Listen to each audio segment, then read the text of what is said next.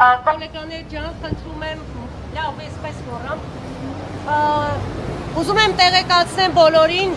որ մենք այստեղից ոչ միտեղ չենք գնալու, քանի որ պարոն Համլետ Նազարյանը խոստացել է, որ մոտակա 1-2 ժամում կքննարկի կառավարության հետ եւ մեր հետ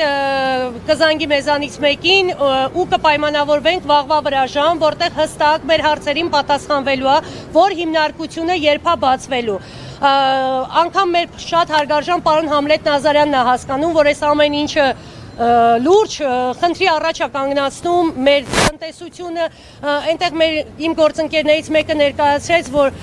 սեպտեմբերին կամ հոկտեմբերին չեմ հիշում, ինչ-որ COP17-ը կառավարությունը կազմակերպում, որտեղ մենակ մեր 3 հյուրանոցները 600-ից ավել հյուր ունեն, արդեն ամրագրված ու այդ մարդիկ ահազանգում են չհասկանալով ինչ են անելու, այսինքն համ մեր туриզմի վրա է այս ամեն ինչը շատ ուժեղ ազդում, համ մեր տնտեսության վրա, համ հյուսիսի արձանը չեն կարողանում կառուցեն, որովհետև քարի մեր արտադրամասը փակ է ներկապահին ու քար չեն կարողանում հանեն հյուսիսի արձանի շինարարությունը շարունակեն, ինչը բոլորս շատ լավ գիտենք,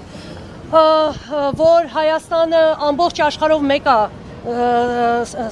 սարքելու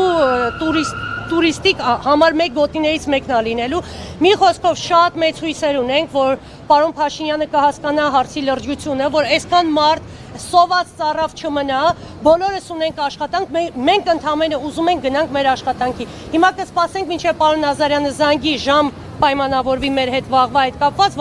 որտեղ արդեն ավելի հստակ կպատասխանեն մեր բոլոր հարցերին։ Շնորհակալություն։ Ոչ մեկ ոչ մի տեղ չի գնում, երեխեք ջան։